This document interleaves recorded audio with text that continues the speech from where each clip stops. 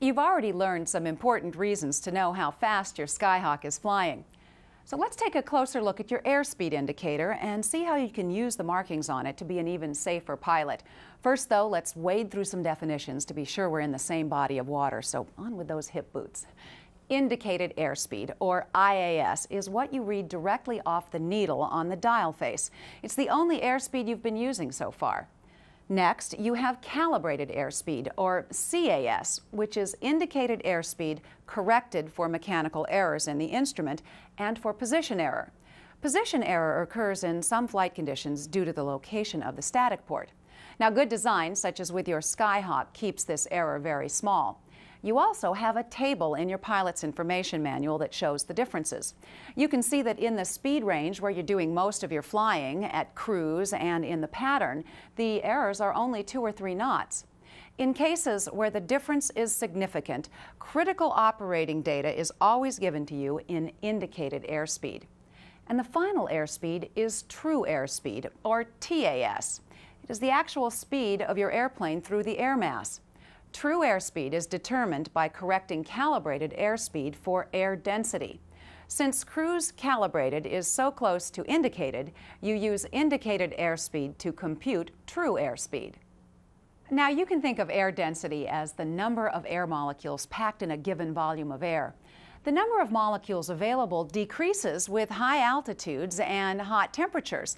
That means there are less of them available to cram inside the pitot tube and puff up the diaphragm inside the airspeed indicator. The result is that the indicated airspeed reads low compared to the true airspeed. The airspeed indicator in your Skyhawk allows you to correct for this right here on the instrument. You turn this knob on the lower left side of the airspeed indicator, and you move the pressure altitude scale at the top to line up opposite the outside air temperature above the window here. Technically, pressure altitude should be used for this, but you can see how small the divisions are for each 1,000 feet. Ordinarily, differences between pressure altitude and indicated altitude are a lot smaller than that, so as a convenience, you can just use indicated altitude. You then read the true airspeed under the needle in this window on the bottom of the dial. Later on, you'll learn about making this correction with a flight computer. So you can see as you go up in altitude, indicated airspeed will be less than true airspeed. Remember too that stall speeds are based on indicated airspeed. After all, the air density flowing over the wing at any given moment is the same air density that makes your airspeed indicator work. You can use true airspeed in planning and maintaining accurate cross-country navigation. Finally, let's cover all those colored arcs and marks that clutter up the outside of your airspeed indicator. And we can start with the slow speed end of the white arc, up here, which is just below 35 knots.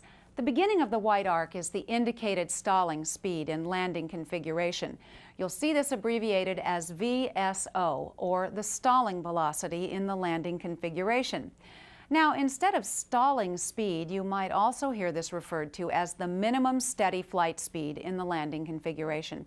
Either way, it is the slowest you can fly your Skyhawk fully loaded with the flaps down and the power at idle.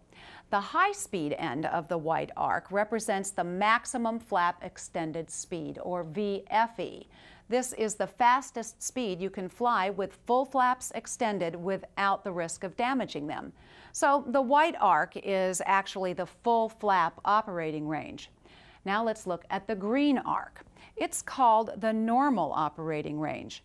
The green arc begins about 44 knots, and that is the stall speed with the flaps retracted. It's sometimes abbreviated as VS1. Now, the high speed end of the green arc at 129 knots represents the maximum structural cruising speed, which is abbreviated VNO.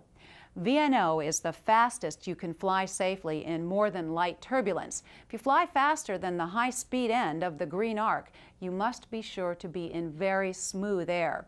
You can think of that as the maximum speed for normal operations.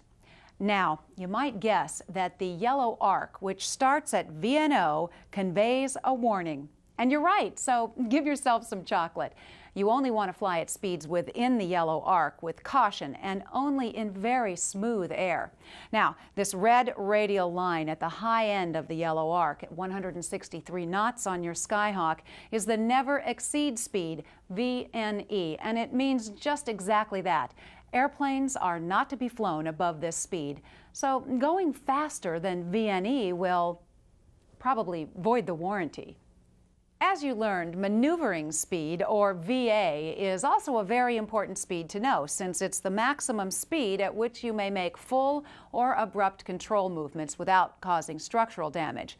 However, maneuvering speed is not marked on the airspeed indicator.